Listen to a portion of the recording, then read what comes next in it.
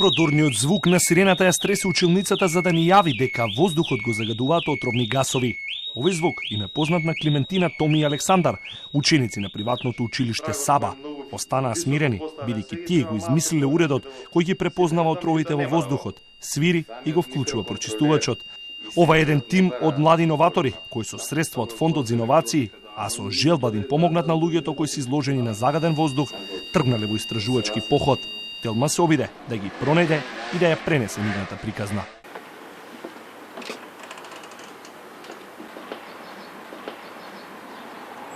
Затоа што во Скопје имаме многу загаден воздух, најчесто во зима, и ние сакавме да напредиме малку безбедноста на затворените простори и затоа се одлучивме да направиме еден ваков проект.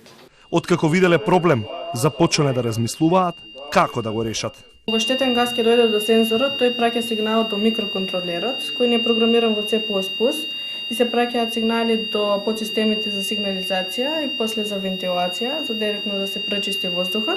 Ваков толку комплексен систем нема. Ова е фактички како комбинација од повеќе различни системи. Имаме на една страна сензор, микроконтролер, светлосни, вентилација, повеќе системи заедно работат совршено. Детекторот и прочистувач на воздух нема да фати прав. Откако ќе го надградат во наредната година ќе се обидат и да го понудат на компании кои сериски ќе го произведуваат. Зад секој добар тим стои и квалитетен ментор. Наставникот Зоран Крстевски верува дека наместо млад кадар, Македонија во иднина ќе извезува квалитетни идеи. Идниот период е период во кој што нашите идеи, значи идеите на нашите млади ќе бидат истакнати и ќе бидат препознаени во светски рамки. 2019 ќе се впише како година во која идеите од нацрт станале реалност, година во која средношколците твореле и помагале и го подобрувале општеството. Најголемиот проблем со кој се соочува Македонија бил причина уште една група средношколци да седне на биро и да смисли како да помогне. Здраво, добре. Идејата на учеството за предизвикот за млади истражувачи е желбата за да добиеме одговор на актуелниот предизвик, а тоа е загадувањето на воздухот.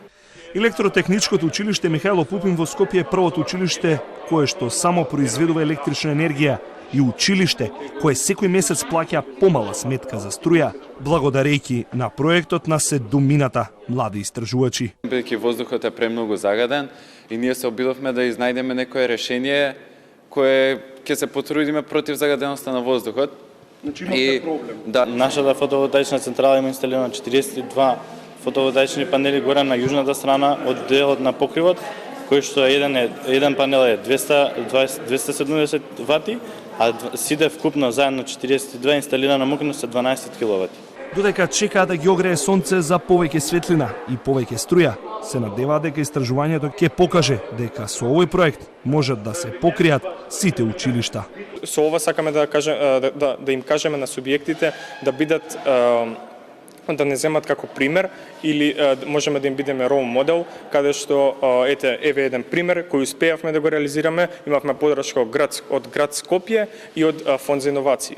Ова визија треба да биде препознаена од оние на кои тоа им е работа. 10 милиони денари се веројатно средства што може би дневно или во 3 дена се трошат за кафе и за вода во јавната администрација. И ако ме прашате дали треба да се дадат, ќе ви кажам апсолутно да. Дали се доволни, ќе кажам апсолутно не. Треба уште повеќе.